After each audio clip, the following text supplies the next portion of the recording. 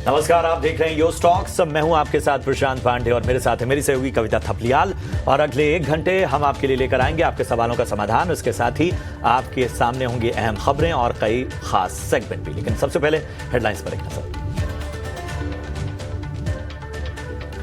बेहतर ग्लोबल संकेतों से बाजार में लगातार दूसरे दिन शानदार तेजी। निफ्टी करीब 120 अंक चढ़कर 25,400 के पास। बैंक निफ्टी में भी करीब 90 अंकों की बढ़ोतरी 56,700 के पार। मांग में सुधार की उम्मीद से मेटल शेयरों में चमक लौटी। सेल, जिंदल स्टेनलेस और टाटा स्टील में करीब 2% तक की तेजी। हिंडाल्को और जिंदल स्टील में भी खरीदारी। कैमरून की कंपनी से बड़ा ऑर्डर मिलने से टेक्समाको रेल का शेयर करीब 5% ऊपर। 560 ओपन टॉप वैगन बनाने के लिए 535 करोड़ रुपए का ऑर्डर। वहीं झारखंड में 4,800 करोड़ रुपए का ऑर्डर मिलने से केएनआर कंस्ट्रक्शन में भी करीब 2.5% की तेजी। रियल्टी शेयरों पर आज भी दबाव। डीएलएफ, लोढ़ा, प्रेस्टीज में करीब 2% की गिरावट। ओबरॉय, ब्रिगेड और शोभा में भी बिकवाली से कमजोरी। एनर्जी शेयरों में आज खरीदारी। बीपीसीएल, आईओसी और एनटीपीसी में 2 से 3% की तेजी। रिलायंस में भी मजबूती। ग्लोब से प्रोजेक्ट्स के आईपीओ का आज आखिरी दिन। अब तक 15 गुना भरा इशू प्राइस। बैंड 67 से 71 रुपए प्रति शेयर। मार्केट एक्सपर्ट शरण लिलानी की अवॉइड की राय। 3 SME IPOs, icon facilitators, Abram food, Shri Hare Krishna sponge का आज आखिरी दिन। मार्केट एक्सपर्ट तपन दोषी की तीनों ही एसएमई आईपीओज में अवॉइड की राय। 3 SME IPO, Supertech EV, Suntech Infra Solutions और रामा टेलीकॉम का आज दूसरा दिन। मार्केट एक्सपर्ट तपन दोषी की तीनों ही एसएमई आईपीओज में अवॉइड की राय। और आज से खुला इंडो गल्फ क्रॉप साइंस का आईपीओ। 105 से 111 रुपए प्राइस बैंड। 200 करोड़ का इशू साइज। ईटी नाउ स्वदेश पर मार्केट एक्सपर्ट शरण लीलानी ने दी अवॉइड की सलाह।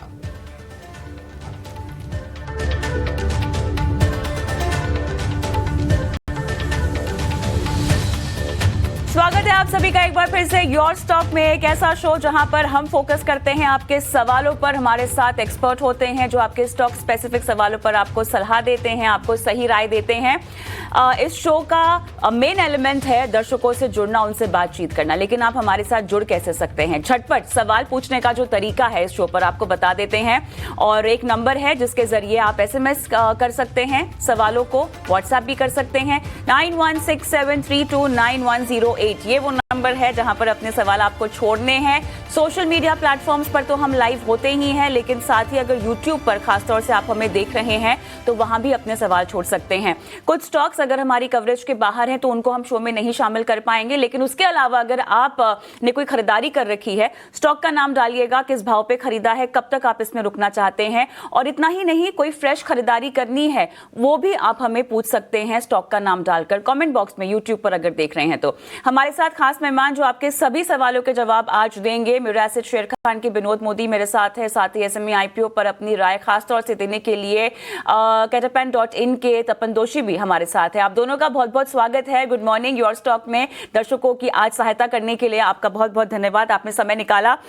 बाजार की चाल को लेकर सवाल मैं आपसे पूछूं उससे पहले झटपट एक लेवल चेक ले लेते हैं बाजार का। जैसे बाजार में कामकाज हमें आज अच्छी खासी तेजी के साथ होता हुआ दिखाई दे रहा है। 25,437 का एक हाई निफ्टी ने अब तक लगाया, लेकिन उसके बाद 25,365 के लेवल्स फिलहाल 120 अंकों की तेजी के साथ निफ्टी दिखाई दे रहा है। 400 अंकों के पार की तेजी फिलहाल। सेंसेक्स में आधे % मजबूत। बैंक निफ्टी अगर आप देखें तो यहाँ पे काफी फ्लैटिश लेकिन हरे निशान में कारोबार होता हुआ दिखाई दे रहा है। लगभग 110 अंक अभी अगर हम देखें बैंक निफ्टी तो ऊपर है। लेकिन मार्केट ब्रेथ यहाँ पर अगर आप देखें तो बहुत कांटे की टक्कर है, जहां पर एडवांसेस अगर हम एनएसई एडवांसेस देखें तो 1372 एडवांसेस दिखाई दे रहे हैं, 1205 यहाँ पे हमें डिक्लाइंस दिखाई दे रहे हैं। तो यहाँ पर एक कश्मकश आती हुई दिखाई दे रही है। लेकिन उसके अलावा एक बार अगर हम ब्रॉडर मार्केट्स का भी व्यू ले लें तो काफी फ्लैट है। मिड कैप अगर आप देखें तो फिलहाल इस तेजी में पार्टिसिपेट नहीं करता हुआ दिखाई दे रहा है। निफ्टी मिड कैप 100 काफी सपाट, स्मॉल कैप भी काफी सपाट यहाँ पे फिलहाल दिखाई दे रहा है। ब्रॉडर मार्केट्स के लिहाज से फिलहाल कोई पार्टिसिपेशन नहीं है, लेकिन आने वाले घंटों में कारोबार में कैसे पैन आउट होती है इनकी रैली, वो भी हमें एक बार देखनी होगी। सेक्टर वाइज अगर हम देखें तो आईटी और पीएसयू बैंक थोड़ा आज सबड्यूड है। पीएसयू बैंक में लगातार यहाँ पर आज दूसरा दिन जहां पर हम देख रहे हैं कि लाल निशान में और कमजोरी के साथ कारोबार हो रहा है। इंडेक्स वाइज काफी फ्लैट। फार्मा भी जो हम देख रहे हैं काफी लाल निशान में कमजोरी है, लगभग 1/4% इंडेक्स डाउन है। ऑटो सेक्टर काफी फ्लैट है।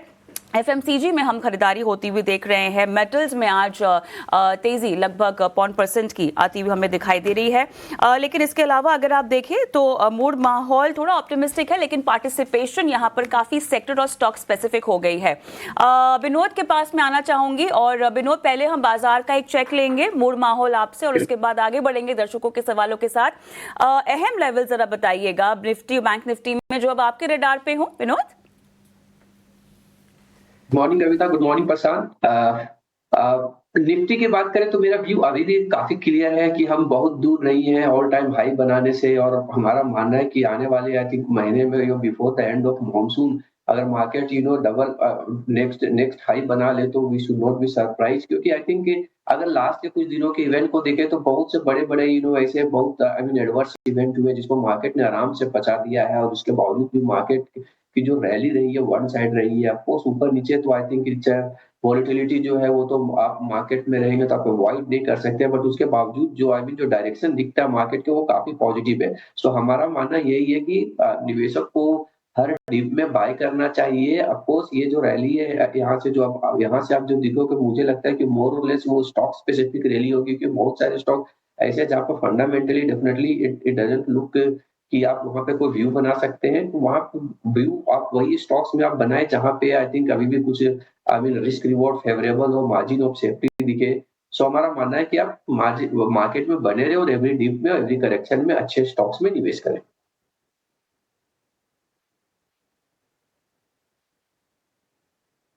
तो ये है राय इंडाइसेस पर आपको मिलती हुई। पहले कॉलर को भी अपने साथ अब जोड़ लेते हैं। जगदीश जी हमारे साथ इस वक्त बने हुए हैं। जगदीश जी नमस्कार, कहां से बात कर रहे हैं?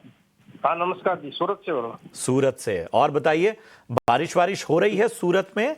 काफी ज्यादा बारिश हुई थी बीच में, अभी हल्की फुल्की हो रही है 2 दिन से। जी जी। जगदीश जी बताइए क्या मदद की जाए आपकी? स्टेट बैंक ले रखा है। ठीक है, क्या भाव पे लिया था आपने? 800 के आसपास। चलिए, तो अभी फिलहाल 3-4 रुपए ही नीचे है आपके भाव से। नजरिया हमें बता सकते हैं कितना समय देना चाहते हैं एसबीआई में? 6 महीने से 12 महीना। 6 से 12 महीने का नजरिया लेकर चल रहे हैं। तपन, मैं आपके पास आना चाहूंगा। हमें जरा बताइए कि एसबीआई में क्या करना चाहिए? इनकी खरीद के आसपास ही है और 6 से 12 महीने अभी और समय देना चाहते हैं। जी सी, एसबीआई ने जिस तरह से अभी आज डिक्लेयर किया कि क्यूआईपी करने वाले 25,000 करोड़ का, अभी होपफुली वो ग्रोथ के लिए होगा ऐसा हम लोग मान रहे हैं। और आगे जाके देखो, एसबीआई को ऐसे फंड की जरूरत नहीं थी, लेकिन आके भी उन्होंने फंडिंग किया कर रहे हैं, यानी इसका मतलब कि उनको ग्रोथ दिख रहा है आगे जाके। ये ऐसा एक बैंक है ना कि कुछ टाइम से अगर आप 1 साल व्यू देखें तो इतना कुछ बढ़ा नहीं है, वहीं का वहीं पड़ा रहा है, और जबकि उनकी प्रॉफिटेबिलिटी ठीक ठाक ही है। और ये जो रेट कट हुआ है, इसमें जो 50 बेसिस पॉइंट रेट कट है, उससे सबसे बड़ा फायदा ना स्टेट बैंक को इन लोगों को होता है, पीएससी को, क्योंकि क्या होता है उनका क्रेडिट को ज्यादा बढ़ता है और प्लस उनको बॉन्ड में भी फायदा हो जाता है। और मुझे ऐसा लग रहा है कि आगे जाके एक बार ये क्यूआईपी होता है तो उनकी बुक वैल्यू भी थोड़ी नीचे आ जाएगी, तो प्राइस टू बुक वैल्यू थोड़ा अट्रैक्टिव हो जाएगा कंपेयर टू प्राइवेट बैंक्स। और क्योंकि ये बैंक चला नहीं है और उनका एनपीए कंट्रोल में और आगे ग्रोथ प्रोस्पेक्ट्स भी अच्छे लग रहे, क्यूआईपी लाने का रीजन भी एक था। तो ये सब फैक्टर देख के तो मुझे ऐसा लग रहा है कि एक स्टेट बैंक एक अच्छा है। आप 800 पे तो आई थिंक सेम भाव ही है, थोड़ा राह देखिए क्यूआईपी का क्या होता है। मेरे हिसाब से 1 साल में ये अच्छी बढ़ोतरी देगा आपको यहाँ से। अपन, आपने एसबीआई पर अपनी राय दी है, लेकिन हमारे साथ एक और दर्शक जो कि फोन लाइन पर हमारे साथ है, Abhishek. Hi, good morning Abhishek. Noida से बोल रहा था। Thank you for taking my question. Thank you so much for asking. Abhishek बताइए, आपने 2 स्टॉक्स लिए हुए हैं जिसकी डिटेल्स आपने दी है। जी जी मैम, एक तो मेरे पास ये बीएसई का है जिसके पास मेरे पास 90 शेयर्स हैं जो 300 के एवरेज से हैं, और मैं इसको लॉन्ग टर्म में, मतलब मैं अपने समझ लीजिए ऐसे मैं बच्चों को ट्रांसफर करना चाहता हूँ, just like a property. Very nice, और ओके। दूसरा डीमैट का एक है, तो वो भी मेरा लॉन्ग टर्म में व्यू में क्या मैं इसको, इन दोनों को मुझे आईपीओ स्टेज पे ही मेंटेन करके रखना हूँ जब से आईपीओ आया था। बिल्कुल दिख रहा है मुझे, और मुबारकबाद। मेरे ख्याल से अभिषेक, एक्सपर्ट्स भी आपको यहाँ पर कांग्रेचुलेट करेंगे, क्योंकि इस तरह का जो आप एसेट बना रहे हैं अपने बच्चों के लिए, बहुत ही, एक तो आपकी बाइंग प्राइस बहुत बढ़िया है, दूसरा आपका नजरिया बहुत लंबा है, आपकी जो नीयत है, जो आपकी इंटेंशन है, जो आपकी स्ट्रैटेजी है, वो पास ऑन करने की है, and I think it's working brilliantly. Vinod, आप ही के पास में आऊंगी। पिक्स बहुत उम्दा, बाइंग प्राइस बहुत उम्दा, और स्ट्रैटेजी पास ऑन करने की। देखिए, यही वो तरीका होता है जहां पर आप अपने लिए और अपने बच्चों के बेहतर भविष्य के लिए अगर आप कुछ सोचना चाहते हैं तो आप स्टॉक मार्केट का इस्तेमाल कर सकते हैं। सही प्राइसेस पे शेयर खरीदिए, सही कंपनियों को खरीदिए, और नजरिया इतना लंबा रखिए कि वो अपने आप में एक एसेट बने आपके बच्चों के लिए। विनोद? या कविता जी, दोनों काफी शानदार कंपनी है, या फिर लॉन्ग टर्म के हिसाब से अगर इनका व्यू है रखने के लिए तो डेफिनेटली रख सकते हैं। आई थिंक मुझे लगता है BSE is one of the stock जहां पे आपको ये अभी भी यहाँ से मल्टी बैगर आपको टाइप का ये रिटर्न दे सकता है लॉन्ग टर्म में। यस, नियर टर्म में बिकॉज ऑफ जो अभी रिसेंट चेंजेस हुए एक्सपायरी डे का, उसके वजह से थोड़ा मार्केट शेयर में इसके इम्पैक्ट आ सकते हैं, बट आई थिंक उसका रिफ्लेक्शन ऑलरेडी स्टॉक प्राइस पे दिख गया है। वैल्यूएशन की बात करें तो स्टॉक में थोड़ा थोड़ा वो वैल्यूएशन कंसर्न आ रहा है, क्योंकि जो वैल्यूएशन जो बीएसई के है लगभग 50-55 FY27 के अर्निंग पे जो ट्रेड करता है, वो लगभग जो ग्लोबली जो एक्सचेंजेस जो है उसका 2x है। यस, लेकिन मुझे लगता है ये प्रीमियम वैल्यूएशन लॉन्ग टर्म में सस्टेन करेगा। रीजन बहुत सिंपल है, क्योंकि हमारे यहाँ जो इक्विटी का पेनिट्रेशन है ओवरऑल काफी कम है, 9-10% ही, राइट। तो मुझे लगता है कि लॉन्ग टर्म के हिसाब से आप इसको रखना है तो नो डाउट इनके अर्निंग्स ग्रोथ काफी सस्टेन करेंगे डबल डिजिट पे, तो मुझे लगता है कि आपका ठीक ठाक रिटर्न बना करके देगा। दूसरे स्टॉक्स की अगर मैं बात करूं डी मार्ट की, तो डी मार्ट में हमारा मानना है कि लगभग 6 महीने से 1 साल तक ये अभी भी अंडर परफॉर्म करे, क्योंकि जिस हिसाब से इनको कंपटीशन थ्रेट आ रही है फ्रॉम जो नए या ऑफलाइन या ऑनलाइन दोनों जो क्विसी जो क्विक कॉमर्स है उधर से जो कंपटीशन आ रही है, उसके वजह से कंपनी का मार्जिन प्रेशर मुझे लगता है आने वाले समय में दिखता रहेगा, जिसके वजह से शायद स्टॉक्स का अर्निंग्स ग्रोथ, कंपनी का अर्निंग ग्रोथ उतने बेहतर नहीं रहे।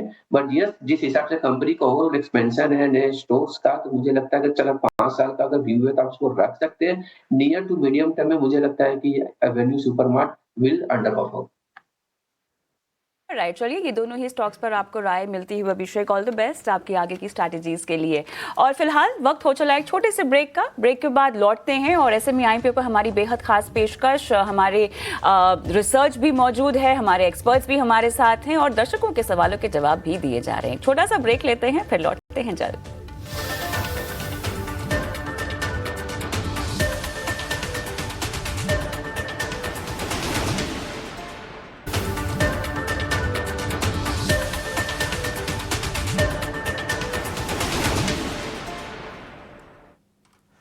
स्वागत है आपका ब्रेक के बाद, और चलिए अब आपके लिए लेकर आते हैं हमारी खास मुहिम एसएमई आईपीओ से सावधान। चलिए, एसएमई आईपीओ से सावधान में हम आपको लगातार आगाह करते आए हैं। हमारा मकसद आपको उन एसएमई आईपीओ से सावधान करने का है जिसमें आपके पैसे डूब न जाएं। हमारे सहयोगी पुलकित बंदी फिर से इस बार जुड़ चुके हैं एसएमई आईपीओ पर स्पेशल रिसर्च लेकर। पुलकित, लगातार जो है हमारी जो रिसर्च है स्वदेश की, वो लोगों को आगाह कर रही है, और न सिर्फ आगाह कर रही है बल्कि वक्त से पहले आगाह कर रही है कि कहीं ना कहीं वो नुकसान से बच जाए। आज बताइए, आपकी रिसर्च, आपकी फाइंडिंग्स क्या कहती हैं? जी प्रशांत जी, आज है जो 4 आईपीओ खुल रहे हैं। हमने बीते पूरे हफ्ते में बताया अलग अलग आईपीओ खुले थे, और उसकी अब जब लिस्टिंग होगी तब हम वापस रिव्यू करेंगे। पर आज के इन 4 आईपीओस को हम ले लें तो शुरुआत करते हैं हम एस अल्फाटेक से, जो company basically legal accounting, book keeping, tax consulting, public opinion polling, इन सब चीज़ों में इन्वॉल्व है। इसका जो इशू साइज है वो लगभग 32 करोड़ का है, और जो इनका मर्चेंट बैंकर है वो नरनोलिया फाइनेंशियल सर्विसेज प्राइवेट लिमिटेड है। कुछ कंसर्न्स की बात कर लेते हैं, तो इनका जो टॉप 5 क्लाइंट है वो लोग ही मिलकर करीब 60% रेवेन्यू दे रहे हैं। मतलब अगर एक भी क्लाइंट इधर उधर हुआ तो इन लोगों का रेवेन्यू वाइप आउट होने की संभावना। हम बात करें अगर इनके इशू साइज में, तो लगभग 25% तो OFS है, ऑफर फॉर सेल, मतलब ये पैसा कंपनी को नहीं बल्कि प्रमोटर को जाएगा। और तीसरी जो एक और कंसर्न सबसे बड़ी है, इन लोगों की बैलेंस शीट पे प्रॉफिट तो दिखता है, लेकिन ये ज्यादातर short term loans and advances को यूज करते हैं अपने ऑपरेटिंग कैश की भरपाई करने के लिए। तो ये थोड़ा कुछ समझ से परे था, इसीलिए ये कंसर्न के रूप में ये 3 कंसर्न्स हमको मिली हैं। अगले आईपीओ की अगर हम बात करें तो वेलेंसिया इंडिया, ये कंपनी बेसिकली कॉन्ग्लोमरेट टाइप है, डाइवर्सिफाइड बिजनेस है इनका, और जो इन लोगों का इशू साइज है वो लगभग 49 करोड़ का है, और जो मर्चेंट बैंकर है वो इंटरैक्टिव फाइनेंशियल सर्विसेज लिमिटेड है। अगर हम कंसर्न्स की बात कर लें, highly competitive and fragmented business में काम करते हैं, तो बहुत बड़ी कोई ऐसी यूएसपी नहीं है कि अलग कुछ चल रहा हो। दूसरी चीज देखी जाए जो मोस्ट इंपॉर्टेंट है, इन्होंने 20 साल का लीज एग्रीमेंट किया है क्लब महिंद्रा के साथ, और उसमें क्लब महिंद्रा का 5 ईयर का लॉक इन है। अब अगर 5 साल के बाद क्लब महिंद्रा उसको छोड़ना चाहे, उस जो इन्होंने टाइप किया है उनके साथ, तो उसके बाद इनके रेवेन्यू पे ही असर आ जाएगा, तो बहुत बड़ा एक डेंट लग सकता है। तो वो एक सबसे बड़ी कंसर्न है। प्लस वेलेंसिया ने अपने न्यू मेंबर्स की एनरोलिंग बंद कर दी है, अब वो नए मेंबर्स नहीं ले रहे हैं अपनी जो इनकी ऑफरिंग्स हैं उसके अंदर, तो जो की रेवेन्यू स्ट्रीम था वही अब एक तरह से स्टक हो गया है। तो ये 3 सबसे बड़ी चिंताएं थी वेलेंसिया को लेकर। अगली बात करते हैं मूविंग मीडिया एंटरटेनमेंट लिमिटेड। ये मुझे काफ़ी अच्छा लगा पढ़ने के में, क्योंकि हमारी इंडस्ट्री से संबंधित था थोड़ा बहुत, तो मैंने इसके बारे में पढ़ा। कंपनी बेसिकली कैमरा और लेंस के इक्विपमेंट, जो भी अदर रिक्वायरमेंट्स होती हैं, उसको ये लोगों को एज अ रेंट पे देते हैं। इनका बेसिकली बिजनेस ये है। टोटल साइज की बात की जाए तो करीब 43.5 करोड़ का ये इशू साइज है, और जो मर्चेंट बैंकर है वो ग्रेटेक्स कॉर्पोरेट है। कंसर्न्स की बात करें तो लगभग 60% रेवेन्यू वही 10 क्लाइंट से आता है, तो एक भी क्लाइंट इधर उधर हुआ तो दिक्कत हो सकती है।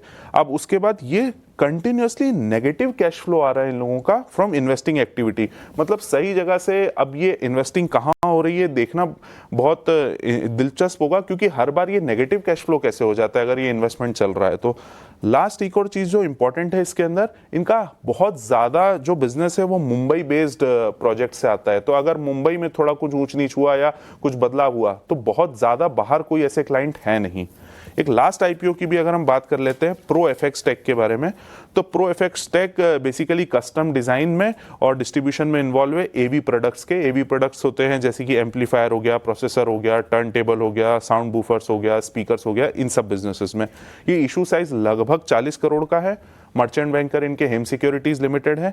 इनकी कंसर्न्स की बात कर लें तो 70% बिजनेस लगभग वही 10 कस्टमर से आ रहा है, तो अगेन अगर कोई भी कस्टमर इधर उधर हुआ तो एक रेवेन्यू पे इम्पैक्ट आ सकता है। कंपनी के पास सिग्निफिकेंट अमाउंट में अनसिक्योर्ड लोन है, और उसका जो इंटरेस्ट रेट है वो भी काफी ज्यादा है, 16 से 17.5% के लगभग है। कुछ preceding tax and legal disputes भी चल रहे हैं। और एक और जो इंपॉर्टेंट चीज है और सबसे इंपॉर्टेंट कंसर्न है, इनका करीब 73% रेवेन्यू एवी प्रोडक्ट डिस्ट्रीब्यूशन से आता है, तो अगर कुछ भी वल्नरेबिलिटी आई या टेक्नोलॉजी शिफ्ट हुआ तो प्रॉब्लम हो सकती है। तो ये थी कुछ बेसिक चिंताएं चारों आईपीओ के बारे में।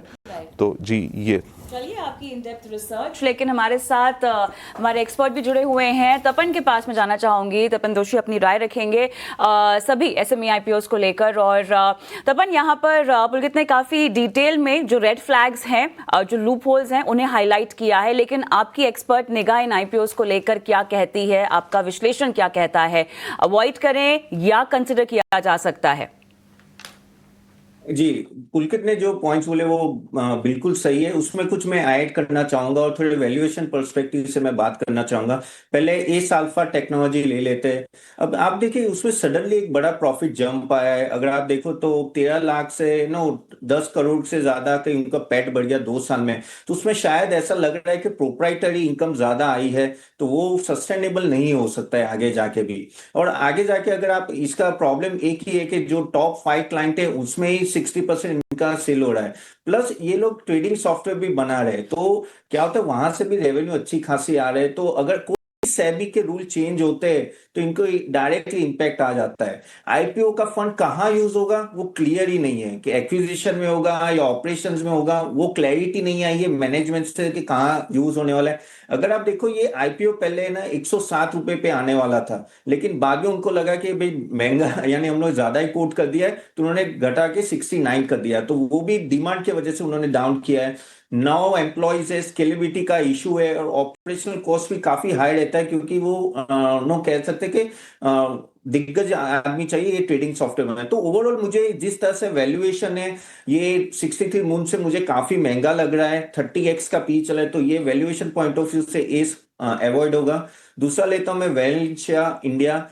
तो यहां अगर आप बात करें तो ये एक ऐसा ग्रुप है जो एफएमसीजी में, क्लब में है, रियलिटी में है। इतना छोटा ग्रुप जिसकी टर्नओवर 7 करोड़ है, लेकिन बहुत ही ज्यादा ही डाइवर्सिफिकेशन है, फोकस पॉइंट नहीं है कहाँ वो जाना चाहते हैं। ये जो फंड आने वाला है उससे वो कुछ 15 विला और एक क्लब हाउस बनाने वाले हैं, लेकिन वहां भी आपको पता है कि अगर थोड़ा भी डिले आया तो इनको वर्किंग कैपिटल में डायरेक्ट इंपैक्ट आता है और उनको आगे जाके भी डेट लेना पड़ेगा क्योंकि रियल एस्टेट में आप इतनी छोटी कंपनी नहीं रह सकते, तो आगे जाके कैश फ्लो का बड़ा रिस्क है, प्लस पोस्ट लिस्टिंग एग्जिट होने के भी प्रॉब्लम क्योंकि इनकी लिक्विडिटी कम रहेगी। ओवरऑल अगर मैं ये बात करूं तो फाइनेंशियल्स भी आप देखो तो पिछले कुछ साल से ये लॉस में थे, तो एक्चुअली ये तो नेगेटिव पी चल रहा है। तो वैल्यूएशन पर्सपेक्टिव से नेगेटिव पी है और इवन आप देखो 10x price to book value है, तो ये भी काफी महंगा है वैल्यूएशन पॉइंट व्यू से। तो वैलेंशिया इंडिया भी एक अवॉइड है। सॉरी थोड़ा लंबा ले रहा हूं लेकिन 4 आईपीओ इसलिए टाइम ले रहा है। थर्ड आईपीओ मैं बात करूंगा मूविंग मीडिया। और मूविंग मीडिया जो मीडिया में है ठीक ठाक लग रहा है, लेकिन इसका जो मेजर कंसर्न मैं बोलता हूं कि उनका 41 करोड़ का डेट है।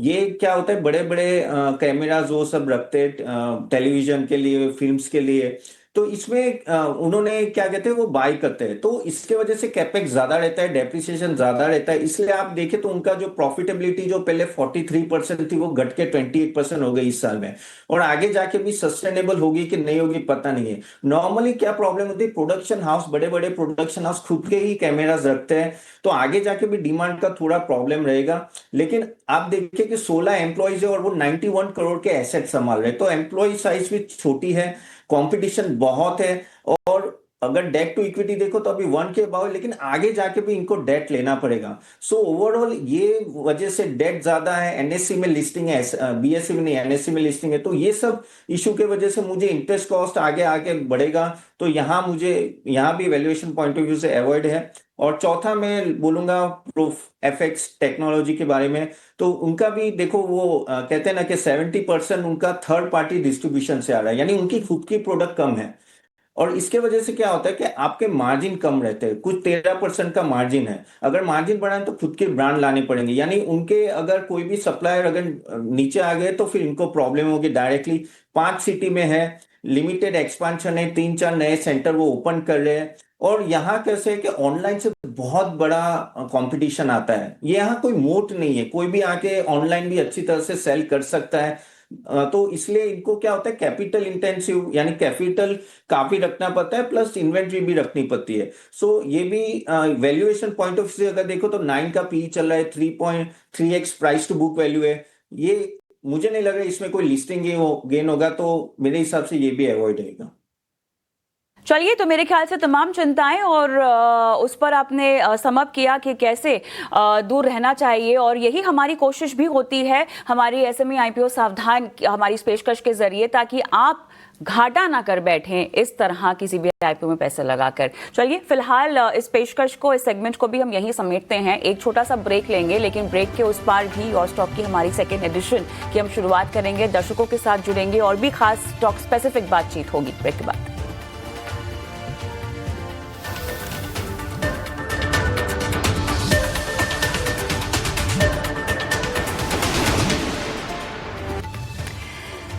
तो चलिए आगाज करते हैं योर स्टॉक के सेकेंड एडिशन का, और एक बार फिर से वो पता आपको बता देती हूं जिसके जरिए आप हम तक पहुंच सकते हैं। जिस तरह का बाजार है, बहुत जरूरी है आपके लिए स्टॉक स्पेसिफिक रणनीति पर सलाह लेके आगे बढ़ना, लिहाजा अपना सवाल पूछ सकते हैं। 9167329108 इस नंबर पर एसएमएस करें, व्हाट्सएप के जरिए सवाल पूछ सकते हैं। इतना ही नहीं, सोशल मीडिया के तमाम प्लेटफॉर्म्स पर भी हम लाइव हैं इस वक्त। यूट्यूब पर मैं देख रही हूं दर्शक सवाल पूछ रहे हैं, लेकिन लेकिन केवल स्टॉक का नाम डाल रहे हैं। तो गुजारिश आप लोगों से बस इतनी है कि अगर अपना सवाल डाल रहे हैं तो स्टॉक का नाम तो डाल ही रहे हैं, प्राइस बता दीजिए किस भाव पर खरीदा, कब तक उसमें रुकना चाहते हैं, ताकि क्लैरिटी हो जाए हमारे एक्सपर्ट को कि आपकी रणनीति जो आपको स्ट्रैटेजी बताई जाएगी वो शॉर्ट टर्म के लिहाज से बताएं या लॉन्ग टर्म के लिहाज से, और स्टॉप लॉस क्योंकि शॉर्ट टर्म में अहम होता है वो भी जानना चाहिए आपको हमारे एक्सपर्ट से जो कि आपको बताते हैं हम इस शो पर।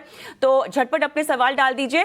मेहमान के तौर पे आज मेरे साथ जुड़े हुए हैं एंजल वन के टेक्निकल एनालिस्ट राजेश भोसले। राजेश, हाय, गुड मॉर्निंग, स्वागत है आपका योर स्टॉक में।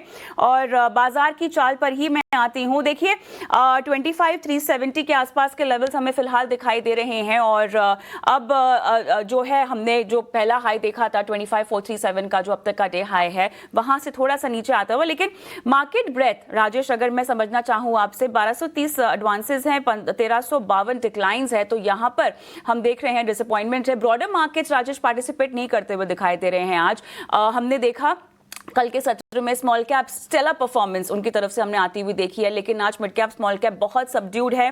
सेक्टर स्पेसिफिक भी पीएसयू में बहुत कमजोरी है। आईटी पैक भी हम देख रहे हैं कि आज थोड़ा सा कमजोर हमें दिखाई दे रहा है। मिक्स बैक बाजार अब तक, क्या हम ये कह सकते हैं जो पिछले हमने 2 दिनों सेशन में एक तेजी का आलम देखा, थोड़ी सी प्रॉफिट बुकिंग स्पेसिफिकली काउंटर्स में या सेक्टर स्पेसिफिक प्रॉफिट बुकिंग कैसे देख रहे हैं आप? इन टर्म्स ऑफ लेवल भी इंपॉर्टेंट सपोर्ट बताइएगा। जी नमस्कार कविता जी। डेफिनेटली अगर आप देखें तो ट्रेंड पॉजिटिव है।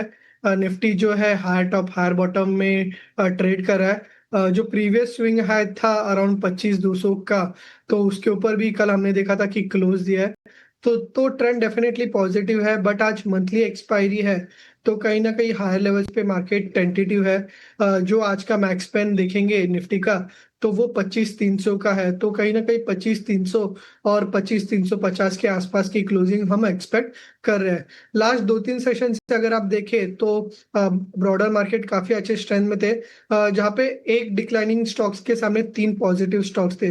बट हाँ, डेफिनेटली आज मार्केट टेंटेटिव है, जहाँ पे मिड कैप स्पेस में भी कहीं ना कहीं एक प्रॉफिट बुकिंग आ रही है। तो आज का सत्र थोड़ा सा कंसोलिडेशन में रहेगा, बट अंडरटोन पॉजिटिव है। तो कोई भी डिप आती है 25,250 के आसपास, तो वहां पे बाय करने की सलाह होगी। 25,350 और 25,400 आज के लिए एक इम्पोर्टेंट रेजिस्टेंस रहेंगे। आती है तो आपको खरीदारी की सलाह राजेश की तरफ से 25,250 पर आप यहां पर खरीदारी कर सकते हैं। 25,350, 25,400 एक रेजिस्टेंस जो कि बाजार में फिलहाल हमें देखने को मिल सकता है। लेकिन चलिए शुरुआत करते हैं, दर्शकों के साथ जुड़ते हैं। जैनेंद्र श्रीवास्तव जी मेरे साथ फोन लाइन पर हैं। सर नमस्कार, गुड मॉर्निंग, कहां से बोल रहे हैं? गुड मॉर्निंग मैम, कैसे हैं आप? मैं बिल्कुल ठीक हूँ sir, how are you? Fine, thank you. मैं गाजियाबाद से बोल रहा हूँ मैडम। जी सर, बहुत बढ़िया जी। हाँ, और जी। मैडम जब आप बोलती हैं ना तो बड़ा अच्छा लगता है। मार्केट गिरे या बढ़े, दोनों ही अच्छे लगते हैं। Thank you so much, thank you. और इटिनो स्वदेश और योर स्टॉक देखने के लिए आपका बहुत बहुत शुक्रिया। अच्छा, मेरे जो सवाल हैं जी वो है टाटा मोटर पे मेरे हैं 431 शेयर, ओके 691 रुपए 14 पैसे की खरीद है। ओके। और है अडानी विल्मर, अडानी विल्मर भी है, ओके 256 रुपए 75 पैसे, 1055 शेयर हैं। ओके सर, ठीक है। दोनों में से कौन सा लॉन्ग टर्म है, शॉर्ट टर्म है? मुझे आप कुछ टाइम होराइजन का अंदाजा देंगे? वैसे तो मैडम मैं जो है शॉर्ट टर्म ट्रेडर हूँ, लेकिन अच्छा। मैं घाटे में नहीं बेचता हूँ, जब प्रॉफिट में आता तभी बेचता हूँ। बिल्कुल, यही रणनीति होनी चाहिए। हाँ हाँ, तो ये है, और ज्यादा गिर जाए तो एवरेज भी कर लेता हूँ। Okay okay okay. हाँ। चलिए, तो आपको बताते हैं कि नजरिया कितना रख लेना चाहिए, है ना? हाँ हाँ, और स्टॉप लॉस मतलब भी ये है कि हम तो ट्रेडर पैसे कमाने के लिए ही बैठे हैं। हाँ, तो वो ये लेकिन तो स्टॉप लॉस जानना एक जरूरी हो जाएगा ना, वहां पर आपको थोड़ा सा वो जरूरी पार्ट है स्ट्रैटेजी का। मेन चीज तो ये है कि अगर किसी शेयर में कोई न्यूज है, एडवांस न्यूज है, तो ये आप लोगों के थ्रू हमें पता लग जाती है जी, तो हम उससे अवेयर रहते हैं। बिल्कुल बिल्कुल, यही हमारी कोशिश होती है और रिसर्च टीम की कोशिश होती है कि अगर आप शॉर्ट टर्म ट्रेडर हैं खास तौर से, तो आपके पास न्यूज स्पेसिफिक रिएक्शन स्टॉक पे देखने को मिलता है और इसीलिए उसके हिसाब से आप रणनीति बनाइए। अच्छी बात यह है कि शॉर्ट टर्म लॉन्ग टर्म हर तरह के दर्शक हमें देखते हैं, अपने सवाल पूछते हैं, तो सभी को उसके लिए धन्यवाद, उस भरोसे के लिए धन्यवाद, और आपकी भी हेल्प करते हैं सर। तो जी राजेश जी। हालांकि और भी मेरे पास शेयर हैं जो अच्छा। मतलब सालों भी हो गए हैं, अरे तो वाह। घाटे में है लेकिन बेचे नहीं है हमने। हाँ, वो ओके। यही उम्मीद के सारे की भी कभी ना कभी तो उठेंगी। हाँ बिल्कुल, चलिए अगली बार आप थोड़ा सा उनके बारे में भी हमें जानकारी दीजिएगा। फिलहाल आपके दोनों स्टॉक्स पर सलाह ले लेते हैं राजेश से। Rajesh, Tata Motors buying price 691, Adani Wilmer buying price 256। Chat में आपने सुन लिया, उन्होंने खुद कहा कि वो शॉर्ट टर्म ट्रेडर हैं। अगर आप भी इनको पोजिशनल रणनीति बता रहे हैं तो स्टॉप लॉस के साथ बताइएगा। जी, टाटा मोटर्स एक अंडर परफॉर्मिंग स्टॉक है फिलहाल के लिए, एंड इनकी हाल फिलहाल की बाइंग है, तो यहाँ पे कोई मेजर ट्रैक्शन टाटा मोटर्स में नहीं दिखाई दे रहा है। बट अगर एक थोड़ा लंबी अवधि का व्यू रखते हैं, जैसे कि 6 महीने या 1 साल के हिसाब से, तो कहीं ना कहीं स्टॉक 200 वीकली मूविंग एवरेज पे एक बेस बन रहा है। तो शॉर्ट टर्म के हिसाब से अभी भी लग रहा है कि स्टॉक थोड़ा सा कंसोलिडेट कर सकता है, बट हाई टाइम फ्रेम के हिसाब से बॉटम आउट हो रहा है। पॉसिबली स्टॉक वापस रिबाउंड हो सकता है 750 से 760 के रेंज में। तो फिलहाल के लिए होल्ड रख सकते हैं। जो रिसेंट स्विंग लो है शॉर्ट टर्म के हिसाब से तो 640 का स्टॉप लॉस होगा, एंड लॉन्ग टर्म के हिसाब से डेफिनेटली होल्ड रखना चाहिए। एक प्रोमिनेंट नेम है, यहाँ से काफी अच्छा एक रिवर्सल हम एक्सपेक्ट कर रहे हैं। और दूसरा जो काउंटर है वो है अदानी विल्मर। अदानी विल्मर भी एक अंडर परफॉर्मिंग स्टॉक है, बट अभी फिलहाल एक लॉन्ग टर्म सपोर्ट पे ट्रेड कर रहा है। अगर आप इसका लास्ट 3-4 महीने का अगर आप चार्ट देखें तो कहीं ना कहीं 245 से 250 के रेंज में सपोर्ट ले रहा है। तो यही व्यू होगा कि 240 का एक स्टॉप लॉस रखना चाहिए। हाई साइड में अगर आप देखें तो 280-85 एक इम्पोर्टेंट रेजिस्टेंस है। जैसे ही 280-85 क्रॉस करता है उसके बाद इसमें एक मेजर मूव हमें देखने को मिल सकता है। अभी फिलहाल के लिए होल्ड रखिए, सपोर्ट पे है। 240 का स्टॉप लॉस रखना चाहिए अदानी विल्मर में। है कि आपको दोनों ही सलाह पर्याप्त लगी हो, और ऑल द बेस्ट शुभातिव जी आपके तमाम रणनीति के लिए और स्टॉक्स प्राइस के लिए। आगे बढ़ते हैं, हमारे साथ अब हमारा बेहद खास सेगमेंट ऑप्शंस के चैंपियन का वक्त हो चला है, उसी की ओर रुख करते हैं।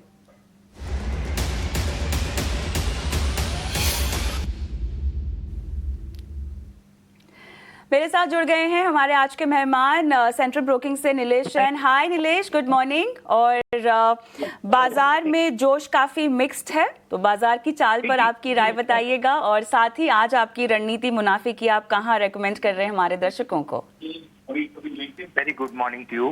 देखिए, आउटलुक मार्केट का काफी पॉजिटिव है, जिस हिसाब से आज हमें काफी स्ट्रॉन्ग शॉर्ट कवरिंग देखने को मिल रही है। ऐसा लग रहा है निफ्टी यहाँ से 25,700 26,000 की तैयारी कर रहा है जुलाई सीरीज के पर्सपेक्टिव से। तो ओवरऑल स्ट्रक्चर पॉजिटिव है। बाय एंड डिक्लाइन की स्ट्रेटेजी डिप्लॉय करनी चाहिए। इन लेवलों पर ना लेते हुए थोड़ी सी डिप मिलती है तो रिस्क एंड रिवॉर्ड और फेवरेबल हो जाएंगे।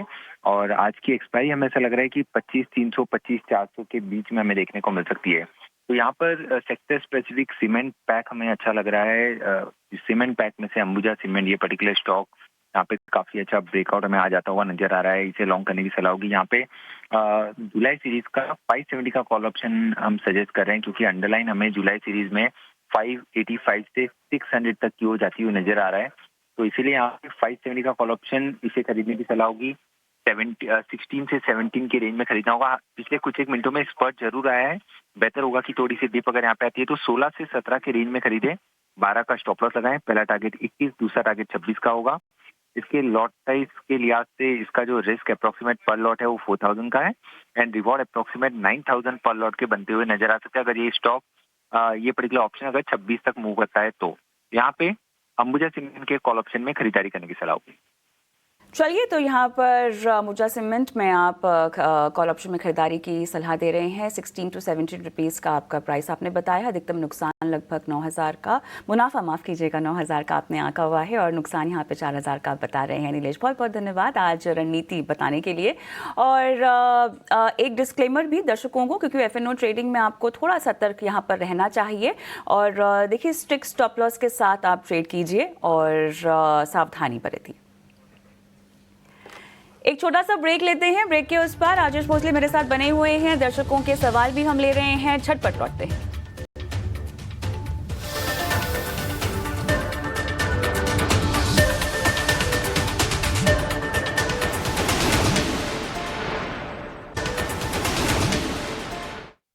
Welcome back. और हमारे साथ अब हमारे दर्शक विनीत गर्ग फोन लाइन पर जुड़े हुए हैं। Vineet, hi, good morning. Good morning ma'am. बताइए। जी मैम, मैंने ना अगस्त 24 में गार्डन रीच के शेयर परचेज किए थे 2000 रुपए के अमाउंट के 76। तो मेरा अभी 2 साल का व्यू है। ओके। और 5000 का टारगेट है मेरा, मतलब क्या होगा पर स्टेप। ओके, चलिए बहुत बढ़िया, लंबा व्यू भी है आपका, टारगेट 5000, फिलहाल आप प्रॉफिट में है, बाइंग प्राइस बहुत इंटरेस्टिंग है आपकी, आपने पेशेंस भी दिखाया है। राजेश, क्या इनको इनके पेशेंस का फल मिलेगा?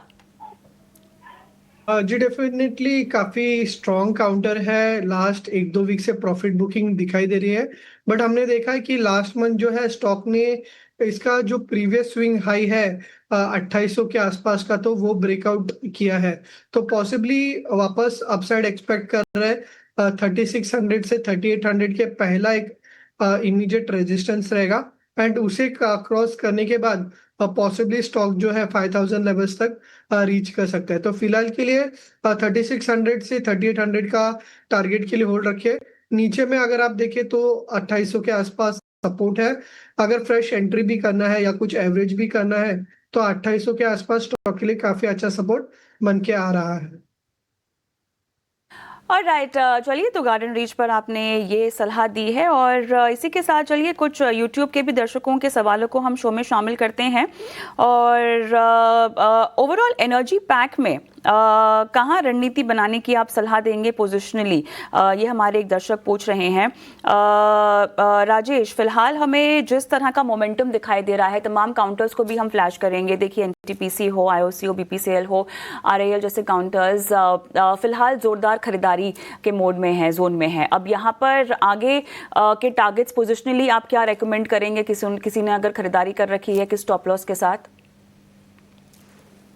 इस स्पेस में अगर आप देखें एनर्जी और ऑयल एंड गैस स्पेस से अगर आप देखें तो एचपीसीएल, बीपीसीएल और रिलायंस काफी अच्छा लग रहा है। अगर एचपीसीएल का अगर आप पर्टिकुलरली चार्ट देखें तो कई समय से 410 415 का जो रेंज है वो रेजिस्टेंस के जैसा एक्ट कर रहा था, बट अभी उसके ऊपर सस्टेन कर रहा है, एंड कहीं ना कहीं एक inverse head and shoulder pattern हमें एचपीसीएल में देखने को मिल रहा है। तो यहाँ से एचपीसीएल पोजिशनली एक 6 मंथ्स का अगर व्यू रखते हैं तो पॉसिबली 450 टू 460 का रेंज हमें देखने को मिल सकता है। दूसरा जो काउंटर हमें काफी अच्छा लग रहा है वो है रिलायंस, एक फ्रंटलाइन काउंटर है, और इसका अगर आप चार्ट देखें तो वीकली चार्ट में एक फ्लैग पैटर्न ब्रेकआउट दिखाई दे रहा है, काफी समय से 1450 के आसपास रेजिस्टेंस ले रहा था एंड उसको ब्रेकआउट कर रहा है, तो रिलायंस भी काफी अच्छा लग रहा है, एंड यहाँ से पोजिशनली 1560 टू 1580 के लेवल्स हम एक्सपेक्ट कर रहे हैं। एनटीपीसी एक अंडर परफॉर्मिंग स्टॉक है, डेफिनेटली एक सपोर्ट पे है,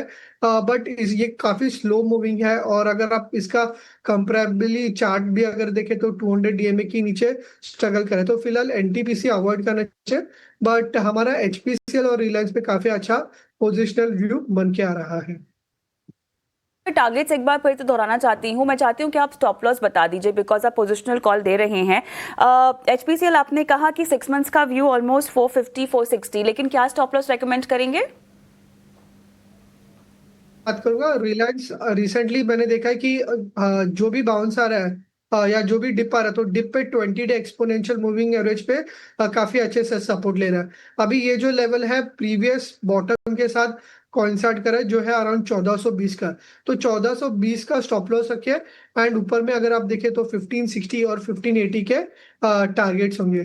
दूसरा जो काउंटर हमने बात किया वो है एचपीसीएल। एचपीसीएल में अगर आपको स्टॉप लॉस रखना है तो वो होगा अराउंड 390 के आसपास, यहाँ पे एक स्ट्रॉन्ग बुलिश गैप भी रह गया है, एंड 200 डीएमए का सपोर्ट भी दिखाई दे रहा है, तो 395 390 का स्टॉप लॉस रखे, एंड ऊपर में पोजिशनली इसमें 460 का टारगेट हम एक्सपेक्ट कर रहे हैं। जी पैक में देखें तो 395 390 तक के एचपीसीएल में आप स्टॉप लॉस लगा सकते हैं, 450 460 तक के 6 मंथ्स के व्यू के साथ टारगेट आपको रेकमेंड किए जा रहे हैं। आरआईएल में 1420 का आपको स्टॉप लॉस, 1562 या 1580 तक के टारगेट्स यहाँ पर पोजिशनली राजेश को लग रहे हैं एनर्जी पैक में, अगर आपकी दिलचस्पी है तो। दिल्ली से हमारे दर्शक अंकित फोन लाइन पर मेरे साथ हैं। अंकित, हाय, गुड मॉर्निंग। अंकित, चलिए, हाय, आपको मेरी आवाज आ रही है? हाँ जी, हेलो जी, सवाल पूछ सकते हैं। नाल्को में कितने पे खरीदारी कर रखी है? हेलो, ऑलराइट, मैंने नाल्को के शेयर्स 175 के ले रखे हैं। ओके, कितना आप इसमें रुकना चाहते हैं? हाँ, मैं रुक सकता हूँ 1 ईयर तक। 1 ईयर तक का समय आप देना चाहते हैं।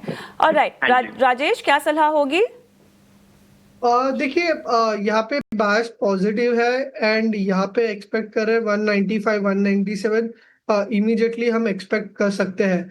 195 197 इसका 200 डीएम है, तो वो एक फर्स्ट रेजिस्टेंस रहेगा एंड जैसे ही ये क्रॉस करता है पॉसिबली 220 के लेवल्स भी एक्सपेक्ट कर सकते हैं। तो फिलहाल 197 के लिए होल्ड रखिए एंड उसके बाद 220 का टारगेट हम एक्सपेक्ट कर सकते हैं। नीचे में अगर हम देखें तो 180 के आसपास का एक हायर बॉटम बना है, जहाँ पे 89 मूविंग एवरेज भी है।